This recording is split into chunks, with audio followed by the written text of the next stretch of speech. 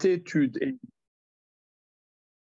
étude est Leinu Nishmat Miriam Chana Khamra Bad Victoria Agam. D'accord. Bien. Alors, le Maharal, dans le chapitre 26,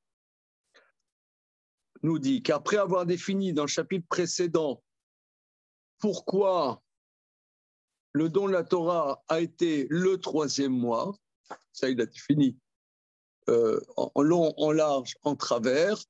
Maintenant, pourquoi ça a été donné dans le désert? Et il dit, c'est ce que nous avons un peu développé la semaine dernière, qu'il y a une unité entre le temps et le lieu. Bon. Ensuite, le désert. Il dit, comme la Torah, c'est le sechel absolu, et pour être disponible à ce sechel, il faut être dans un lieu pour recevoir cet intellect, un lieu où il n'y a pas l'écran de la matérialité, puisque c'est un lieu où il n'y a aucune matérialité. Tu es en ville, tu as les rues, tu as les annonces de publicité, voilà. Donc là, tu es pris dans quelque chose qui est peut-être en soi positif, mais en tout cas, qui fait écran à la disponibilité, à l'intellect. Alors, je reprends les phrases clés du premier paragraphe. Avala midbar, donc c'est la fin du premier paragraphe de la page à une tête. Avala midbar mipne shenbo davar chomari. Mais le désert, parce qu'il n'y a pas quelque chose de matériel, Share enbo metziut chomari, il n'y a pas d'existence matérielle.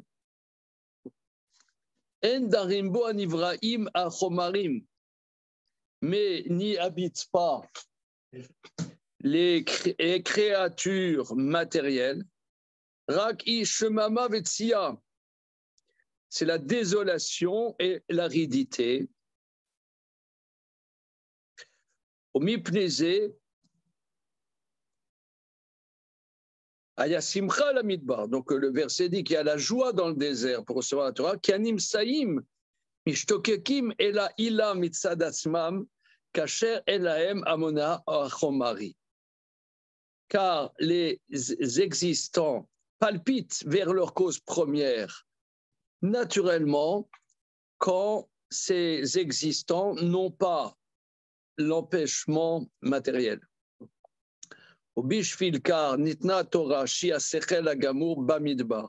C'est pourquoi la Torah, qui est l'intellect parfait, a été donnée dans le désert, car le désert est retiré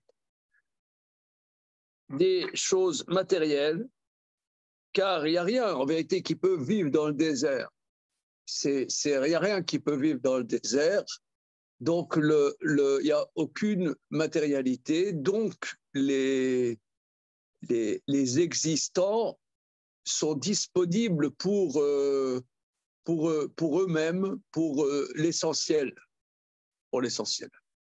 Alors, comment dire, bon, ça c'est ce qu'on a vu la semaine dernière. À la limite, je ne vais pas le reprendre parce que c'est difficile ce qu'il dit. Ça soulève de multiples questions, mais on a déjà abordé ces questions la semaine dernière, donc on va continuer. On va dire que c'est plus difficile. Comment? Il a l'air de dire que c'est plus facile dans le désert pour recevoir des trucs plus exposés. Enfin, on peut penser que c'est plus difficile. Enfin. Voilà, c'est ça, on pourrait penser que tu as une seule... C'est plus facile. Tu as une seule... Comment? Et puisque tout est à portée, quoi. C'est plus difficile. Tu as envie de fuir? Tu as envie de... Ouais. Il n'y a pas une contre... Tu peux rien construire. Ah, il n'y a pas de lutte. Voilà. Surtout non, attends une seconde, je reprends ce que dit Fabien, c'est intéressant. C'est-à-dire que Tu es disponible quand tu te rends disponible. Mais disponible en tant que tel, ça n'existe pas. Il y a quelque chose qui te dérange, et ben tu luttes contre cette chose qui te dérange et tu te rends disponible. Nous, on a des soucis, on a des choses qui nous turlupinent, et ben on les met de côté pour se rendre disponible.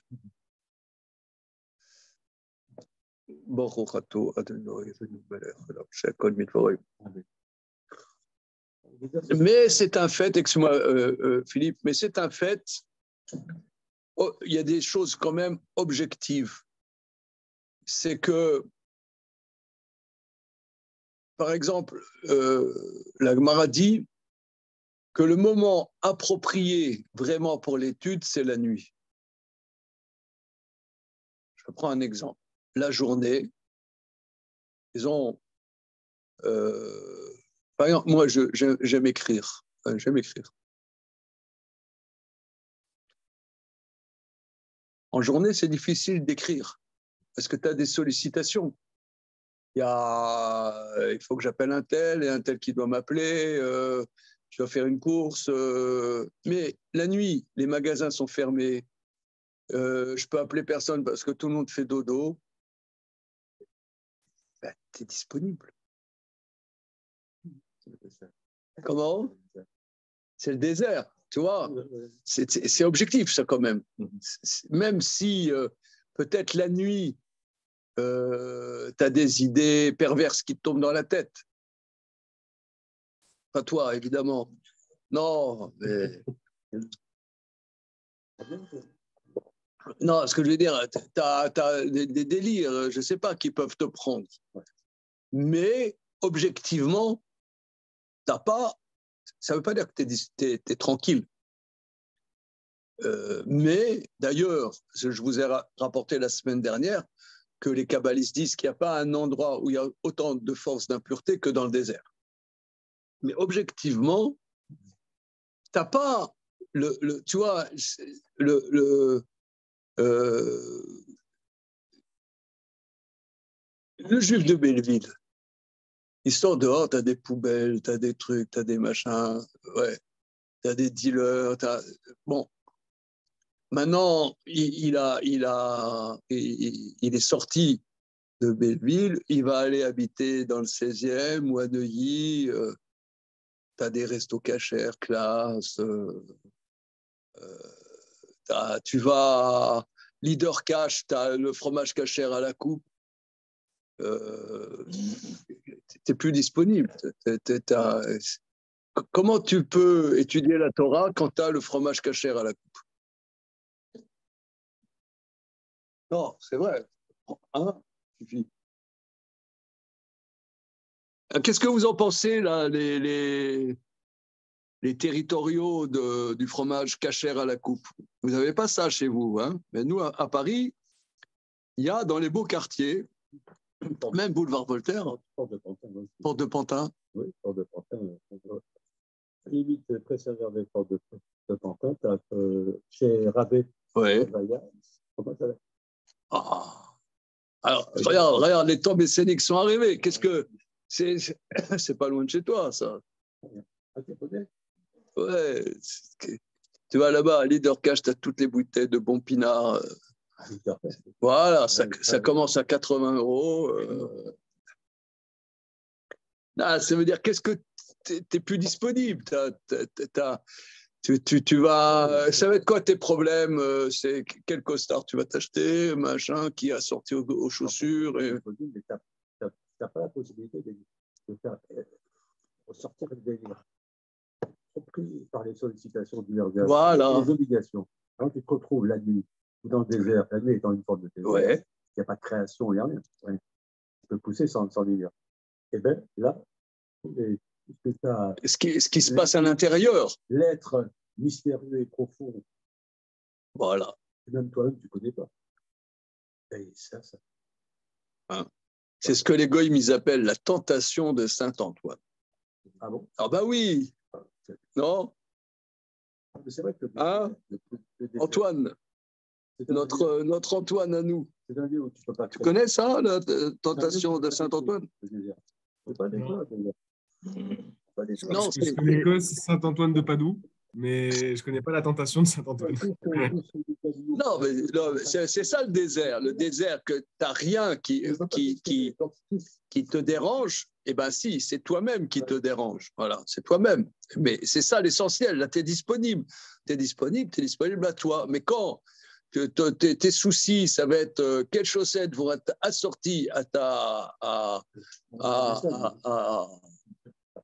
comment dire, être assortie à ta ceinture, et ta ceinture va être assortie à ton costume, 3 pièces cuisine, salle de bain. Très bien. Excellent. que là, tu n'es pas disponible. Est-ce que dans le désert, alors pour reprendre ta remarque, Fabien, c'est pas que le désert, c'est le nirvana, c'est le contraire même. Mais tu n'as pas des choses inutiles, même rien du tout. Ça peut être pire. Donc, tu as des bagarres intérieures. Mais tu n'as pas des choses qui t'empêchent face à toi-même. Voilà. C'est pour ça qu'il y en a, par exemple, moi, je n'ai pas cette expérience, qui aiment faire des traversées en solitaire, et tu lis ce qu'ils disent, ils sont face à eux-mêmes. Bon, ça, c'est révision de la semaine dernière. On continue. Effectivement, le fait qu'on soit livré à nos propres horreurs, oui. Pour contrebalancer, on a besoin d'avoir quelque chose qui nous tire vers le haut. Ah, c'est ce qu'il dit. C'est ce qu'il dit. Sauvez-moi de c'est ce qu'il dit.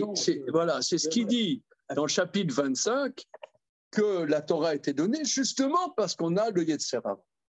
C'est grâce au Yetzer Hara qu'on reçoit la Torah, parce que c'est ça qui nous différencie. C'est ça qui nous différencie des anges et qui fait qu'on peut être plus élevé que les anges. Voilà.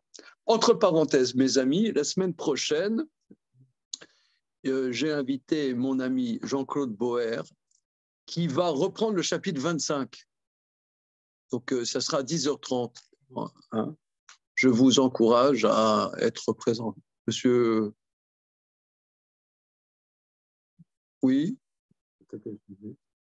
Tu as entendu le message biblique? Subliminal. Voilà, ce n'est pas subliminal, c'est explicite. Alors, on continue. Bamidrash, je ne sais pas. Alors, on y va. Bamidrash. Une seconde, je fais une petite pause. Alors, Bamidrash, Bamidbar Rabba, Parasha Aleph. Od, on dit aussi dans le Midrash. Mais Shosha Dvarim Nitna Ator. Avec 3 choses, la Torah a été donnée. Bamidbar, Baesh, Obamaim. La Torah a été donnée avec le désert, avec le feu et avec l'eau. Bamidbar, dirtiv, dans le désert, comme c'est écrit, Vayavo Midbar Sinaï, ils sont arrivés dans le désert de Sinaï. Baesh, dans le feu, dirtiv, Ve'ar Sinaï, Hashan Kulo, Kiyarad Alav, Hashem, Baesh. La montagne de Sinaï est pleine de fumée, car Dieu est descendu dessus dans le feu. Bamayim, dirtiv. La Torah a été donnée dans l'eau, dirtiv. Gamavim natfu mayim. Aussi, les nuages ont fait goûter de l'eau. Ma elou.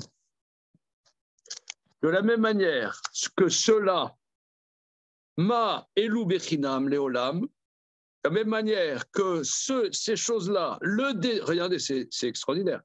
Le désert, le feu et l'eau, c'est gratuit pour tout le monde. Et la Torah, c'est gratuit pour tout le monde. Biur Inyanse. Alors, c'est sympathique, mais alors qu'est-ce qui va sortir de là? Moi, je vois ça, je peux rester 300 ans, le bec ouvert. Hein? Ça a été donné avec le désert, le feu et l'eau. Je ne sais pas qu'est-ce qu'on peut tirer de ça.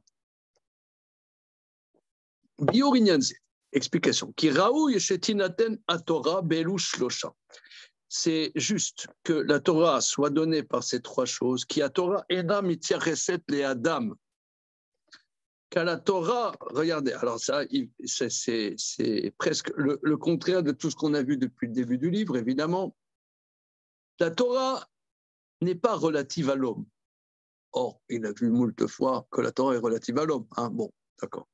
La Torah n'est pas relative à l'homme, qui Adam Bal Geshem, car l'homme a de la matière, Pelou à Torah et Sikhli, tandis que la Torah est intellect.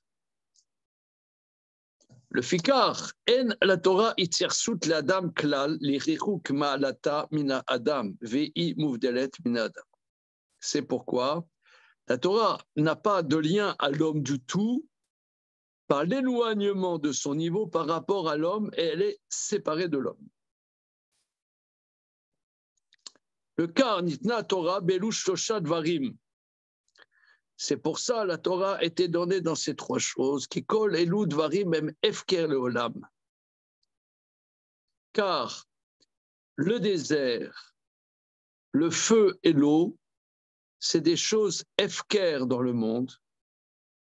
Zemore shenam yuchadim l'adam. Ah oui, c'est-à-dire que l'homme, la particularité de l'homme, c'est la propriété, ça m'appartient. Or, le désert, théoriquement, n'appartient à personne.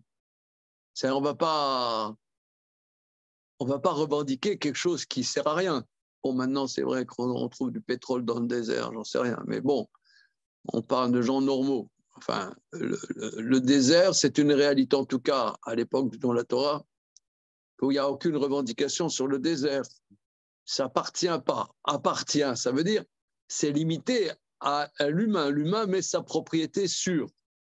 Or, mettre la propriété sur le désert, ça n'a pas de sens. Le feu, il te dépasse. Tu ne peux pas circonscrire le feu. Le feu, il ne t'appartient pas. Et l'eau, la pluie non plus. Donc, il n'y a pas de limite. Il n'y a pas l'homme, c'est la limite. L'homme est particularisé. Il est la propriété. Là, Voilà. mais c'est quoi la différence entre la Torah, c'est l'intellect. Et c'est ça la différence entre l'homme et Qui a aussi l'intellect. Oui. Oui, mais donc, alors, ta remarque, Julio, elle est très, très judicieuse. Ça veut dire, c'est ça ce qui est difficile dans le Maharal. C'est qu'il faut bien définir qu'est-ce qu'il dit. Évidemment, l'homme qui est particularisé par son intellect. Mais l'intellect de la Torah n'a rien à voir avec l'intellect humain. L'intellect de la Torah est limité. Et si tu veux, l'intellect humain, justement, l'humain, il peut justifier tout et n'importe quoi. Justement. C'est ce que tu disais tout à l'heure, Philippe. On peut justifier, il y a, comment dire,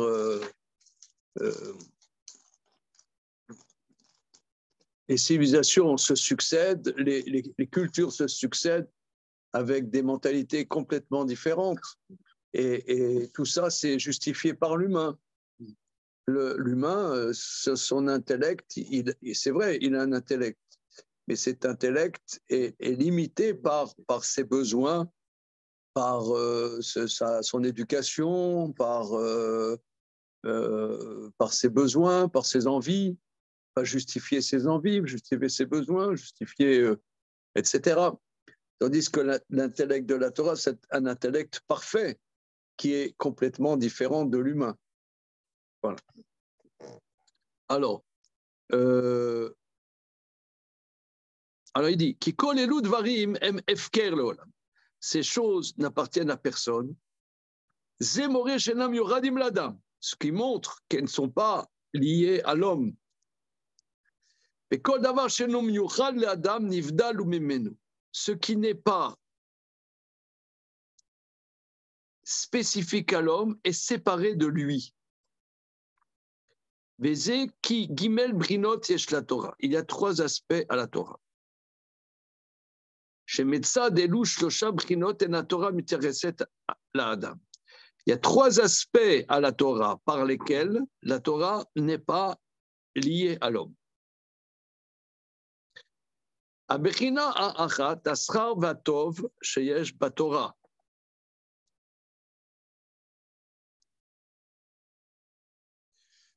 Le premier aspect, c'est la récompense et le bien qu'il y a dans la Torah. Ki atov she'Hashem yitbarach noten al yedei shmirat haTorah hu tov eloki. Ve'no tov tivi shu rayu l'adam rak tov eloki asher hatov eloki hu nivdal min adam legamre. Kemo shetimsa baTorah ki hasachar shenoten Hashem yitbarach hu shelo beteva shelo ke minago shel olam klal. Fikar nitna Torah b'mayim. Shamayim em tov bechol makom. Alors je traduis, nonobstant le fait que je ne comprenne pas. Premièrement, la récompense et le bienfait qu'il y a dans la Torah. Car le bienfait que Dieu donne par le biais du respect de la Torah est un bienfait divin. Ce n'est pas un bienfait naturel, shuraoui l'adam, qui serait adapté à l'homme. Seulement, c'est un tov divin qui séparait de l'homme complètement. Comme tu pourras voir que le bienfait que Dieu donne par le fait de garder la Torah, respecter, n'est pas naturel, n'est pas comme la nature du monde.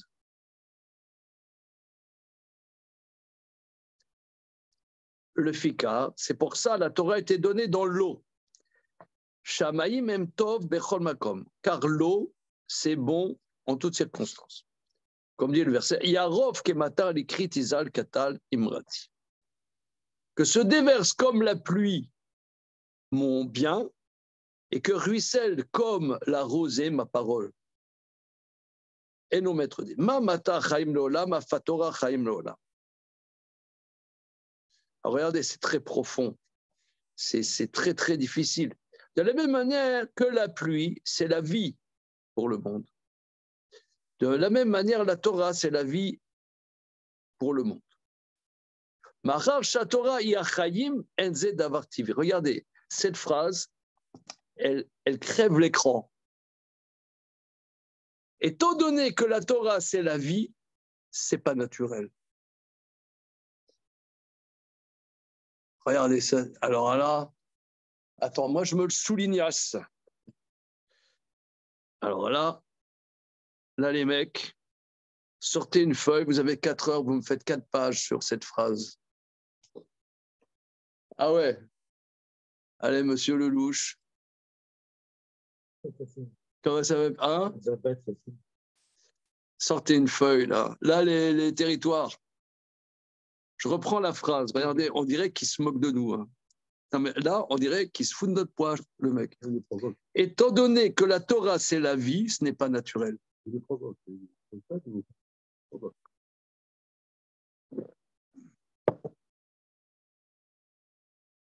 mais il s'imagine quoi en écrivant un truc pareil? Il pense qu'il y a quelqu'un qui va le comprendre au siècle futur. Non, je pense que personne ne devait le comprendre de son vivant, mais là, maintenant, on est 400 ans après, il s'imagine le mec qu'il y a quelqu'un qui va le comprendre. Oh là là là là là là. Attends, voilà. Oh là là là. Bon, d'accord. Heureusement que tu es là, Fifi. Bon, les mecs. Shalom. Ah, t'arrives au bon moment, là. Alors là, on a besoin de tes lumières sarcelloises. La sarcellite. Ah. Qui a dit que la vie dont il parle, il y avait chez nous hier quelqu'un qui... Vous faites quoi dans la vie? Des études de linguistique. Alors je dis, c'est une maladie, c'est quoi? C'est linguistique aiguë. Excusez-moi, en ce moment, j'ai le linguistique. J'ai le linguistique.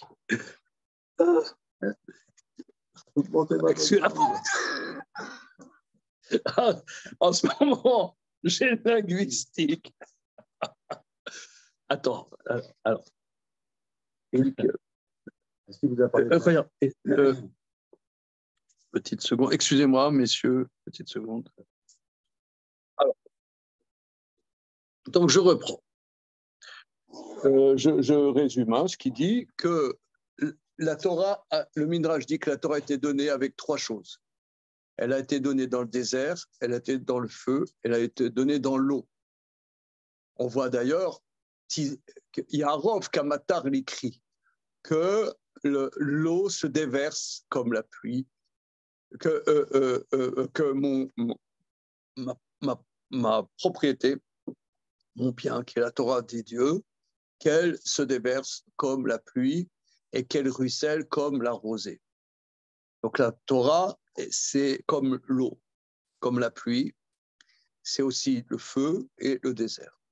Alors il explique qu'à la Torah est séparée de l'homme, par trois dimensions distinctes. Première dimension, le bienfait qu'apporte la Torah. C'est la pluie, comme on est très conscient dans nos années qui s'appellent réchauffement climatique, où l'eau est une préoccupation majeure.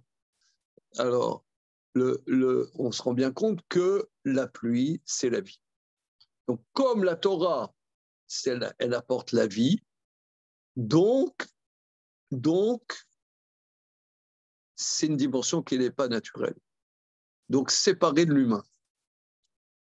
Voilà, ça c'est la phrase de l'amiral de Prague qui dit là.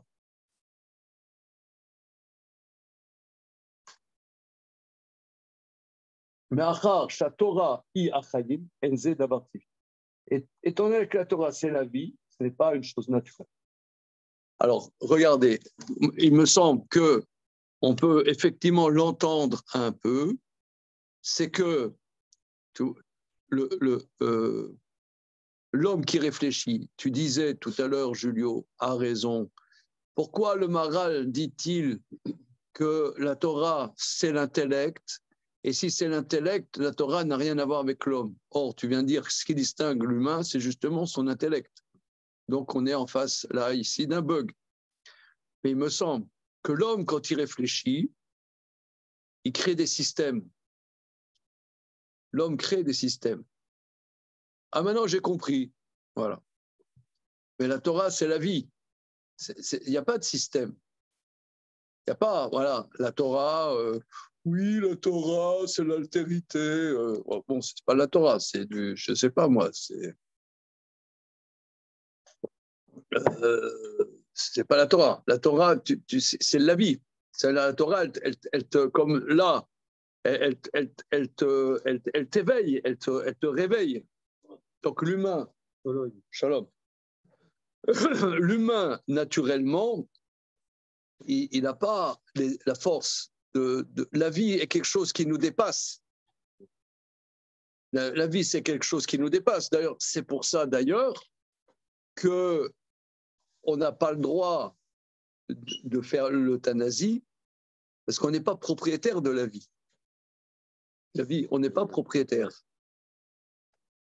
C'est pas une chose que la vie, c'est quelque chose qui nous dépasse. Donc la Torah, c'est la vie, donc c'est quelque chose qui dépasse. Donc il me semble que, donc, il dit souvent le Maharal que la vie est quelque chose de spirituel. Parce que on dit on a vu ça l'autre jour quand on étudiait la Gemara le matin, que la Gemara dans le traité Avodah Zarah dit que le moindre des maîtres du Talmud est capable de faire revivre les morts. La Torah, elle nous donne de la vie. C'est comment dire, si on n'étudiait pas, on serait. C'est comme Rav Yosef, il dit qu'à Shavuot, lui, Rav Yosef faisait une grande fête. Parce qu'il dit, s'il n'y avait pas Shavuot où on a reçu la Torah, ben je serais Joseph, là, le vendeur de pantalons. C'est bien de vendre des pantalons, mais je ne serais pas Rav Yosef. Donc, c'est grâce à la Torah qu'il est devenu quelqu'un. S'il n'avait pas la Torah, il serait Jojo, tonton Jojo. Voilà. Donc la Torah, c'est la vie, et la vie nous dépasse. Regardez, c'est une phrase, je ne sais pas comment il a écrit cette phrase. Hein. On met la Torah et Achayim enze davar tivi. Cher monsieur. Formidable, vous êtes gentil. Mais oui, hyper gentil. Plus qu'hyper gentil. Oh là là là. Ok. Il y a Abdou Hamid. Je t'en voulais pas les oumis. Enze davar tivi. Voilà. Et FRZ gamken aonesh à la Torah. A contrario, donc la Torah nous donne, si on respecte la Torah nous donne la vie. Mais cette vie, c'est pas la vie de Patachon. Ouais. La Torah, c'est pas qu'elle nous donne la vie de Patachon que tu as un forfait illimité dans un hôtel de luxe aux îles Maldives. Non, c'est pas ça. Et à contrario, le châtiment sur la Torah, Eno TV, n'est pas naturel, Rakonesh Eloki, mais un châtiment divin, chez Kolonesh, chez Baba Torah ou chez Lobeteva. Car quand on parle de châtiment dans la Torah, c'est des châtiments qui ne sont pas naturels, chez l'eau qu'est minago, chez l'olam.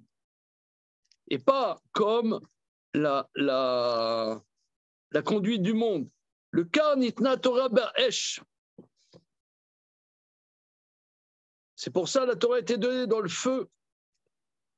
Kiou nemar ala onesh, ki Hashem elokera esh ochla.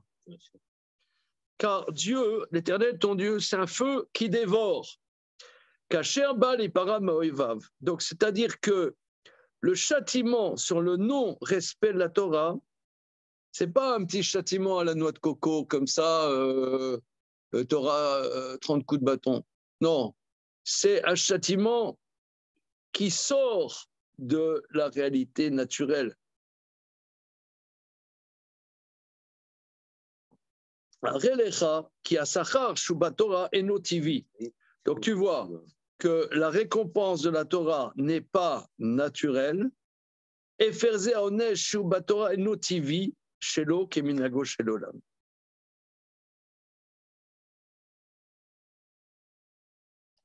savez, il y a 20 ans, 21 ans, je ne sais plus exactement, 20 ans, quelque chose, quand il y avait le mariage de mon fils Simcha, c'était en Israël. J'ai déjà rapporté ça, mais je rapporte parce que j'ai vécu ça comme ça. Que il y avait ma belle-mère, elle était là, et ma belle-mère, elle était une rescapée d'Auschwitz, comme je le dis souvent. Voilà, elle était là, et il y avait des dizaines de petits-fils et de petits-enfants et d'arrière-petits-enfants à elle, à ce mariage. C'était impressionnant, quoi. Je sais pas, il y avait une centaine, quoi, de petits-enfants, arrière-petits-enfants.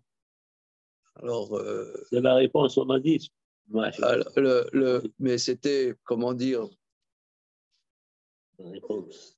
Et puis, bon, Hachem, tout le monde était dans la Torah. C'était un truc de dingue, quoi. C'était cette petite dame, elle se trouvait là, tu vois, c'était l'impératrice, quoi.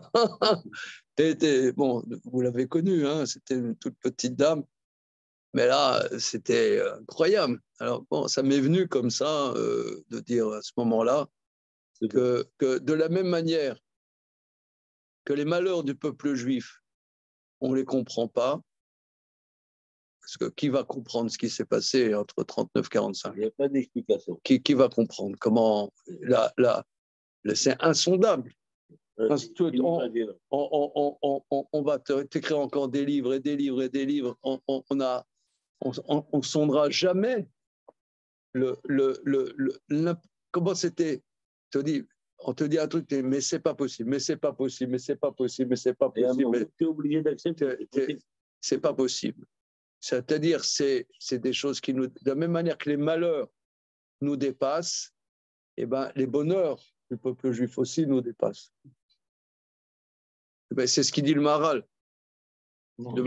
Comment ça le bonheur dépasse? Ben, les bénédictions du peuple juif aussi, on ne les comprend pas. Tu ne comprends pas.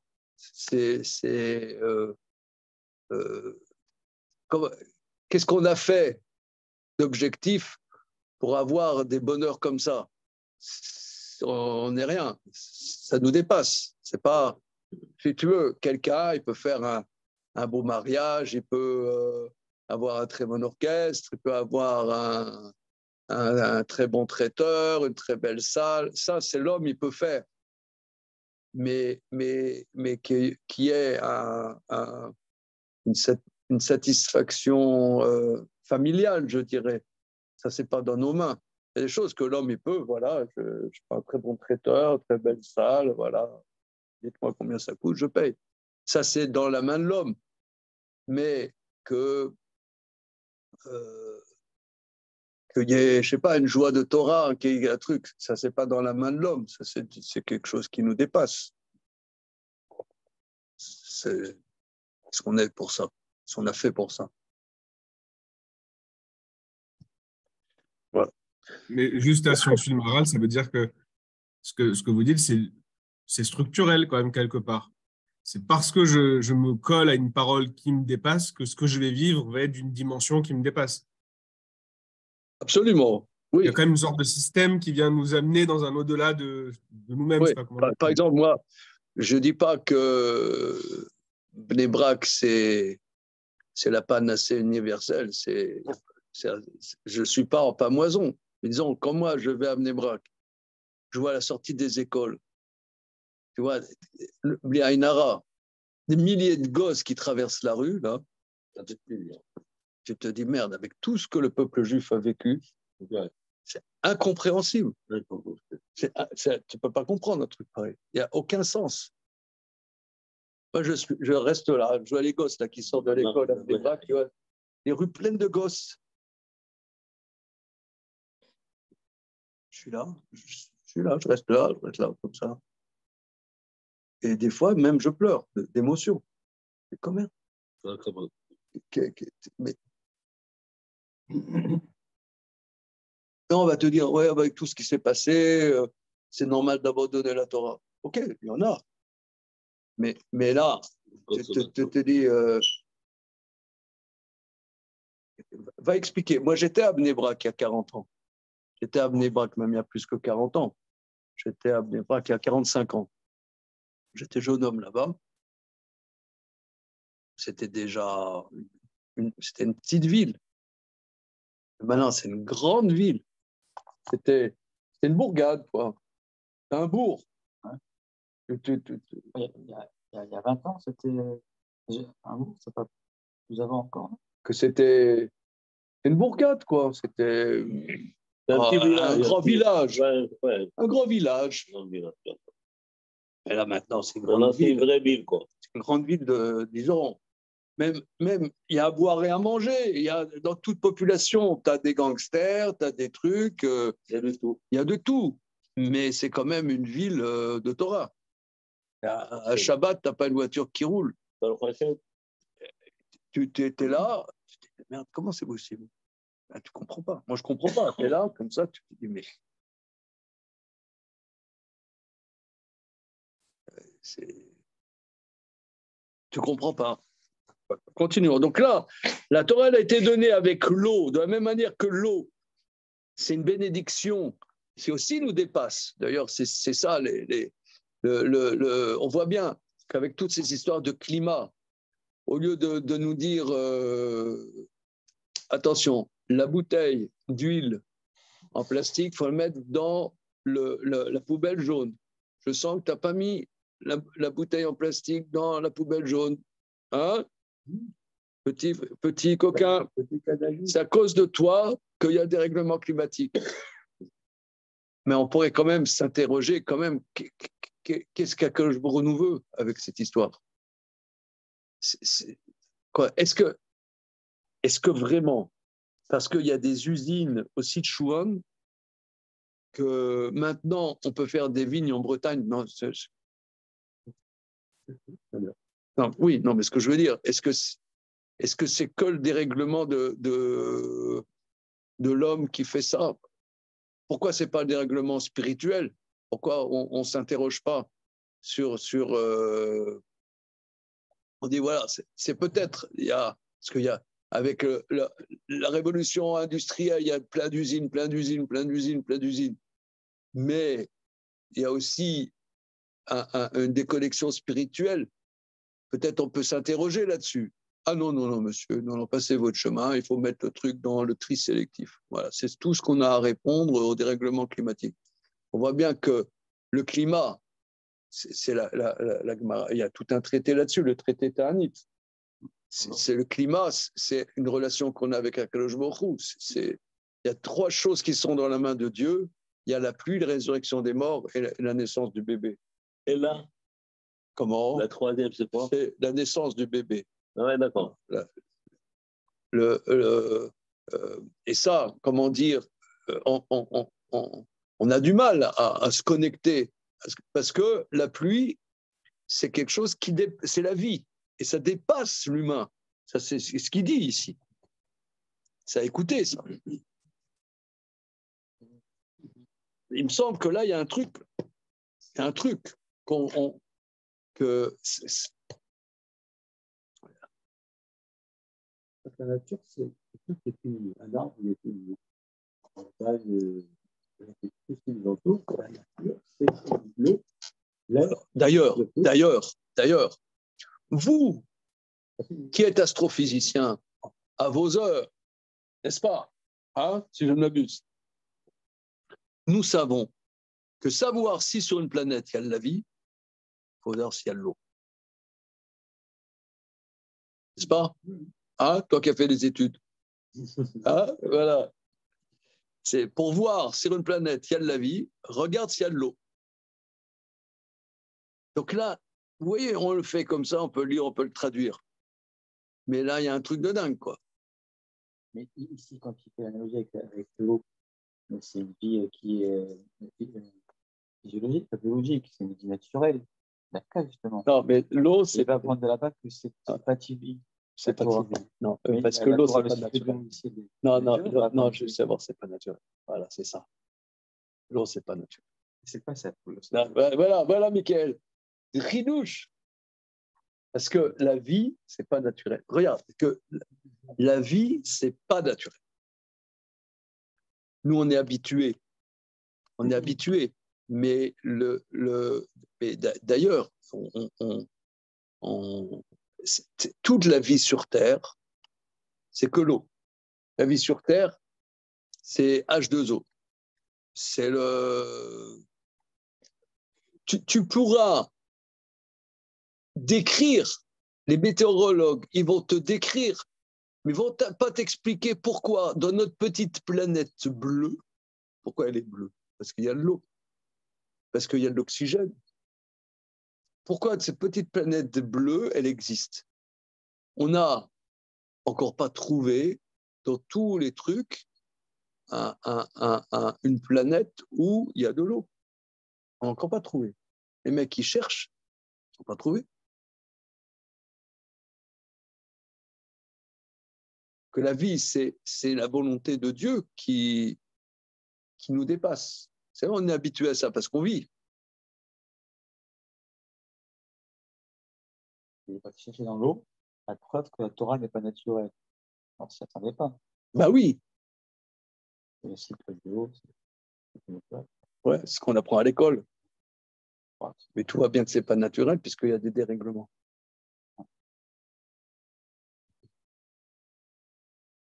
Et que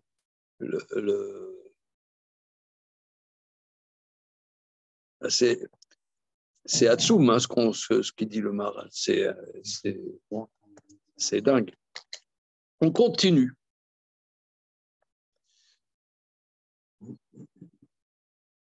Uma shenitna Torah bamidbar.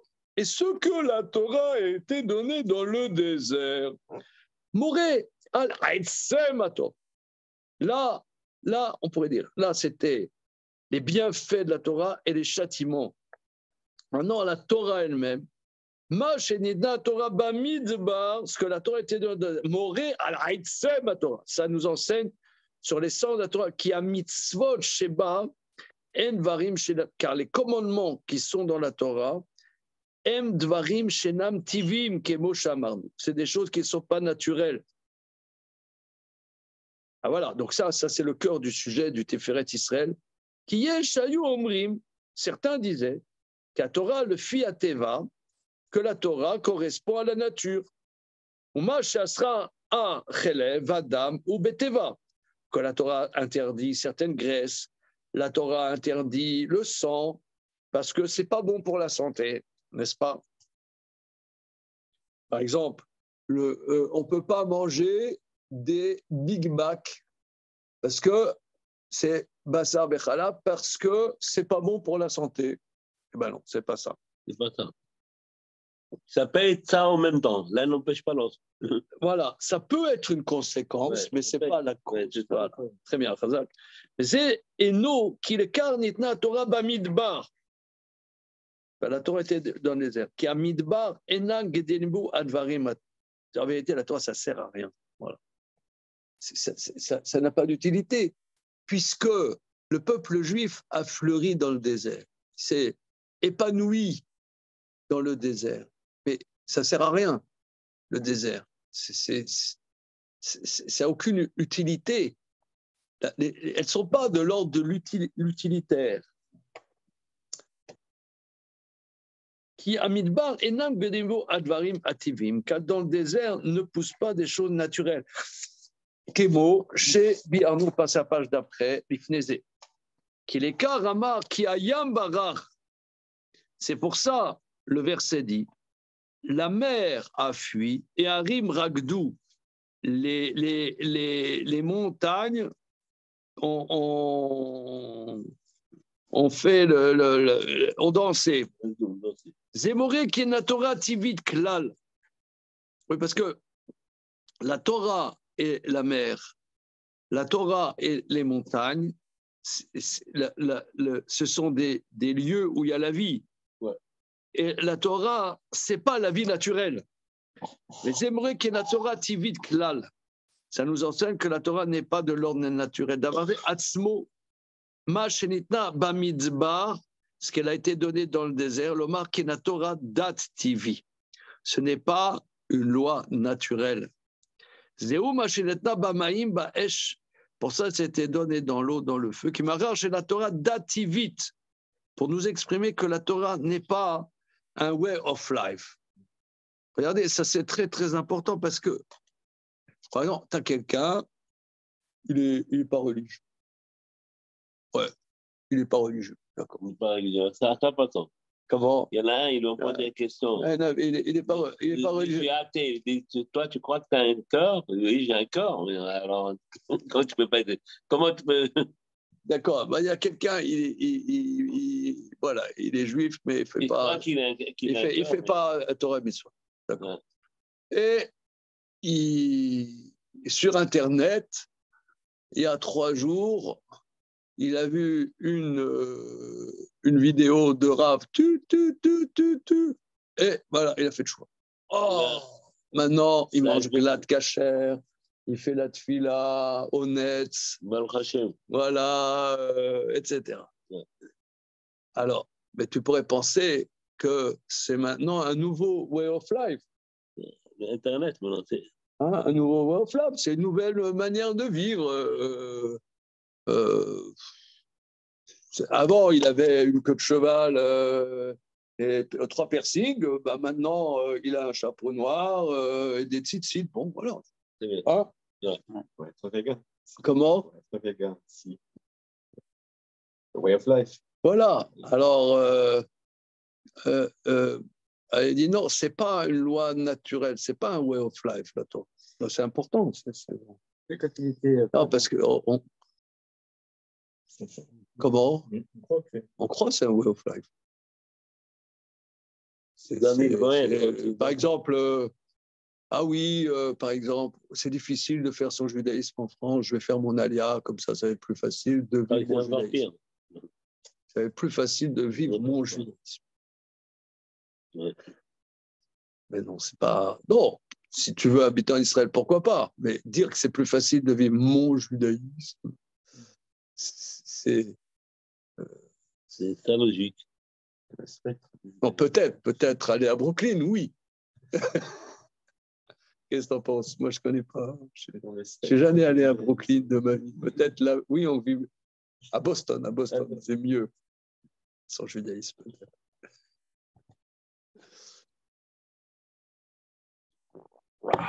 Ok. Non, mais regardez, c'est révolutionnaire parce que hein, qui ne vit pas son judaïsme comme dès qu'il est religieux? En quel cas il n'est pas religieux, mais quelqu'un qui est religieux, il va dans un quartier religieux, une synagogue, ou les enfants à l'école juive, il y a les fromages cachers à la coupe. Il y a ça, il n'y a pas encore. Ouais. Voilà, c'est le désert encore. Pas.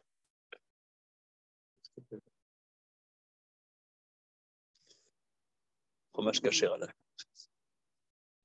Parler d'Internet, Zami, là, quand il tu n'as plus besoin du Mashiach. Non. Tu as découvert dans le fromage à la coupe. Il n'y a plus besoin. Hein, quand il y a un magasin, vous savez, il y a des magasins maintenant où tu as le fromage cachère.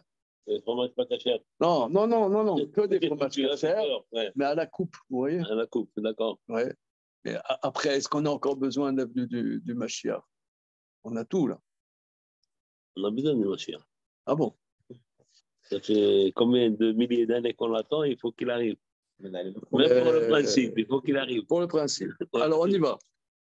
Donc là, il dit, chez la Torah dativit, une loi naturelle. Une loi naturelle. C'est pas, moi, ce que je traduis, c'est pas un way of life. Le car à Sahar à la Torah, c'est pourquoi la récompense de la Torah est non tivi, c'est pas non plus naturel.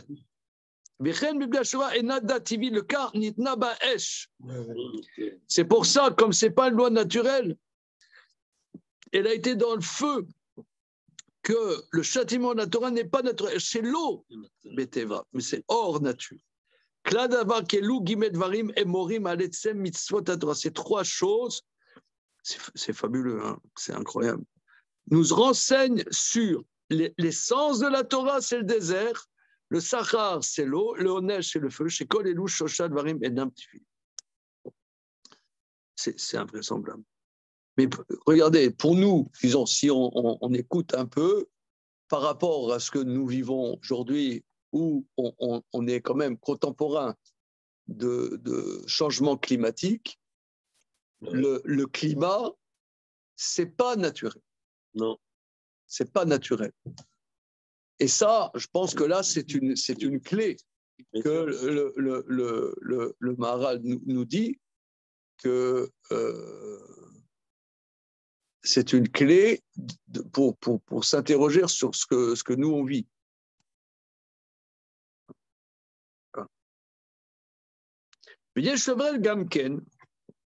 On peut aussi expliquer.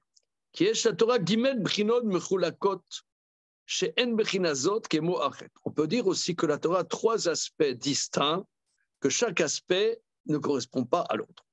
Mais que chaque aspect ne correspond pas à l'autre aspect. Kinemar, kabed et avira vetimera.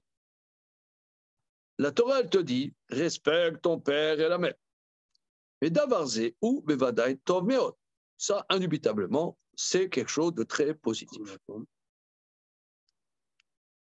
Mikol makom, al tachov ki davarze ma shenema batora kabed ou tov, veno mechuya beatzmo. Kemo mishose leacher davar shu tova aval eno mechuyav. Pour ça, il revient sur des choses qu'il a expliquées au début du livre. Que Respecter son père et sa mère, indubitablement, c'est quelque chose de très positif. Néanmoins, ne pense pas que ce qui dit dans la Torah respecte, c'est bien. Et ne pense pas que ça ne s'impose pas en tant que tel, comme quelqu'un qui fait quelque chose qui est bien, mais que ça ne s'impose pas. Davarze eno. C'est pas ça. Aval mitzvot Torah enam kar shatov shubatorah kol davar mechuyav legamri. Oui. Donc ça, il a déjà développé au début du livre. C'est-à-dire que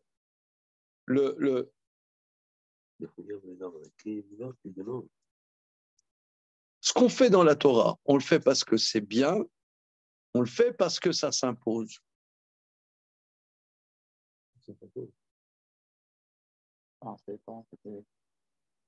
Oui, c'est les parents, ça se comprend, c'est bien, il y a des choses qui sont... Oui, mais alors, il dit, mais même respecter les parents, ça veut dire, quand tu fais quelque chose qui est bien, je prends un exemple idiot.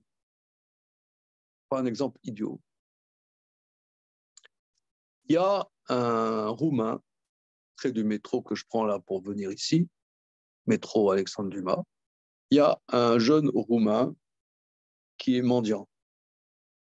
Voilà. Bon, il me dit toujours bonjour. Il n'est pas antipathique. Il doit avoir, je ne sais pas, 20 ans. Il mendie. Hein. Je ne sais pas. Hein, ouais, il est là tout le temps. Bon. Alors, moi, je pense que j'ai aucune obligation de lui donner. D'ailleurs, ce connard, qu'est-ce qui reste là? Il est ni Kudjat, ni manchot, ni rien, qu'il a fait quelque chose qu'est-ce qu'il m'en dit? Voilà. Il a été sûrement éduqué comme ça. Hein. Voilà. Il m'en dit. Bon, mais il est gentil. Il est avenant. On échange des mots de temps en temps. Okay. Juridiquement, il n'y a aucune obligation de le donner. Même, je dirais même qu'on a l'obligation de ne pas lui donner. C'est du baltachrit. Tu vas donner, c'est de l'argent perdu. Alors ce matin, en venant ici, je vais donner une pièce.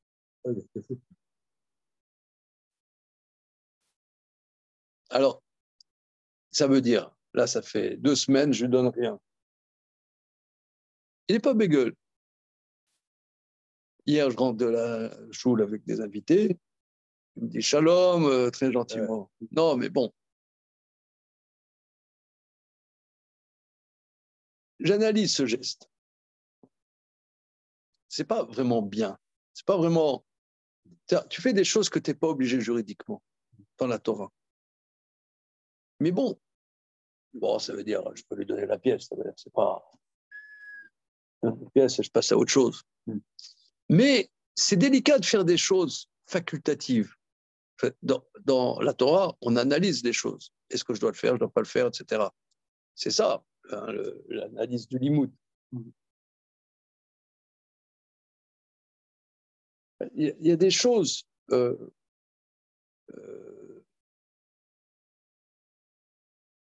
y en a, ils mangent des matzot à Pessar chez lui.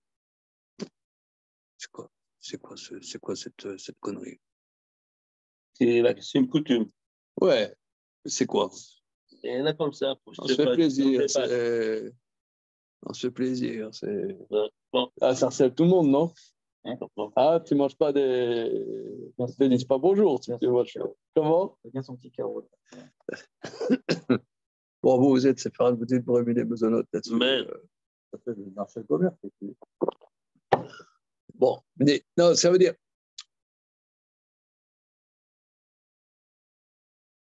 Ce n'est pas une vertu, parce qu'il dit une vertu, ça veut dire, ce n'est pas quelque chose qui s'impose, c'est vertueux. Tu vois? C'est moral. C'est moral. Or, ce qui est moral est aléatoire. C'est aléatoire, c'est moral. Prenons un exemple. Les nazis, ils disaient que c'est moral, c'est de tuer les juifs. Hein? Donc la morale, ça change. Il disait, c'est moral. Donc, la moralité, la moralité, c'est facultatif, c'est aléatoire. Donc, respecter les parents, c'est pas parce que c'est indubitablement, tu vois, par exemple, tu as une famille juive qui a quelqu'un à l'hôpital, ben, du fait de Kibbutz Avahem, t'as les enfants, ils vont voir leurs parents, ou leurs frères, leurs sœurs, ils vont s'occuper d'eux, ou ils ont un parent à l'EHPAD, et ils le font. Alors c'est sûr que c'est objectivement bien, puisque si tu t'occupes, par exemple, de ton père ou ta mère qui est à l'EHPAD ou à l'hôpital, eh ben, tu aides les soignants. Quand tu n'as pas des proches, bon, les soignants, ils font ce qu'ils peuvent, mais ils passent à autre chose, ils vont fumer leur clope. Mais si tu as les proches qui sont là, c'est objectivement bien. Objectivement bien. Mais ce n'est pas pour ça que la Torah t'a dit de respecter les parents. C'est parce que ça s'impose. Ça, il l'a déjà dit au début du livre. On dit « Vedavarze eno » Aval mitzvot la Torah. C'est peut-être, est-ce que c'est peut-être lié, non? Parce que ça veut dire, habituellement, l'homme, il a besoin que, pour prendre une chose, il a besoin de le passer, comme vous avez dit, par un système de pensée, quoi. Ça veut dire la morale ou l'intellect. Soit j'ai besoin de les comprendre, mais ça, on a vu que ce n'était pas forcément le biais pour se lier à la Torah, forcément. Soit j'ai besoin de considérer que c'est moral et je vais me coller à ça. Et là, on nous enlève tous nos biais habituels. Et il faut quand même que j'arrive à relationner avec. Oui, non, mais il ne te dit pas que c'est pas bien. Il te dit, c'est peut-être bien. C'est comme notre ami Shlomo qui participe. Enchanté, Shlomo. Que si on ne doit pas manger de la viande dans du lait, ce n'est pas parce que c'est mauvais pour la santé. C'est parce que la Torah nous l'impose. Maintenant, il est possible que c'est un impact positif de pas en manger. C'est possible, c'est ça. Mais ce n'est pas la cause. Ça ne veut pas dire qu'il n'y a pas un effet positif. C'est sûr que c'est un effet positif. Mais ce n'est pas le sujet. Sauf que ce n'est pas le cœur du sujet. Pas le cœur du sujet. Ça ne veut pas dire que ce n'est pas le sujet. OK. Ça ne veut pas dire que ce n'est pas le sujet. Voilà. Mais ce n'est pas le cœur du sujet. Non, j'entends. Alors, eno, davar zenu, aval mitzvah enam karsha tov batorah ou kol davar mechuyab legamri. Mais le tov de la Torah, c'est quelque chose qui s'impose. Kilo tignov adavar ou tov shelo ikaret shel acher, ou davar mechuyab muchar liyot. Ne pas voler. Alors, regarde, par rapport à ta remarque, Antoine, regarde, cette phrase est très intéressante. Ne pas voler est indubitablement positif, de ne pas prendre quelque chose qui a un autre. Mais ça s'impose et c'est obligé. Donc, ça veut dire, lui, il intègre ce que tu appellerais la morale. Oui. Il l'intègre, mais en tant qu'obligation. Pas en tant, parce que si c'est bien, c'est aléatoire. C'est conjoncturel. La Hakeda, quoi. Comment? Ça fait presque penser à la Hakeda Tisra, quoi. Ça veut dire, il y a quelque chose qu'on ne peut pas comprendre dans notre façon d'aborder la morale, mais il y a quelque chose qui s'impose. Et tu dois te trouver entre ces deux dimensions, quoi. Répète. Donc, à extrême. Non, ça veut dire, au début, quand on l'a dit, ça me faisait penser à la Hakeda Tisra. Ça veut dire, une parole s'impose. Moi, dans mon système moral, je suis capable ou je ne suis pas capable, selon là où j'en suis, de trouver du tov ou pas à une situation. Mais le sujet, il n'est pas là parce que ça s'impose. Et finalement, tu vas te rendre compte que oui, il y a une dimension qui s'exprime dans le monde, donc on va appeler tov ou ra. Mais au-delà de ça, il y a quelque chose qui s'impose à toi, quoi. Et tu dois réussir à relationner avec ça. Voilà. Mais qu'il y a un tov, voilà, c'est ça. Oui. Mais il y a un tov. Mais le moteur, ce n'est pas le tov. Le moteur, ce n'est pas le tov. Véro d'abord shlishi, troisième chose. Shekol mitzvot Torah em Elokiim, que toutes les mitzvot de la Torah sont divines. Et la Torah dativit, odat nimusit, oderere le kiyum hayeshuv kemo sheamru ksat anashim, ki a Torah inimus bene Adam. La Torah n'est pas une loi naturelle, une loi morale, ou dereretz, les kiyum hayeshuv, ou bien bon, tout ça c'est des synonymes, une morale pour le bienfait de la société, comme certaines personnes se sont plus à le dire que c'est une morale humaine. Avant la Torah, il le quitte, mais la Torah est divine, chez Kol Devarea Elokiim, que toutes ces paroles sont divines. Au Mipnekar Aliede Zochel Olam Haba. Donc par ce biais, comme la Torah, son fondement n'est pas la construction de la société, mais vise quelque chose de divin, c'est par le biais de la Torah qu'on accède au monde futur.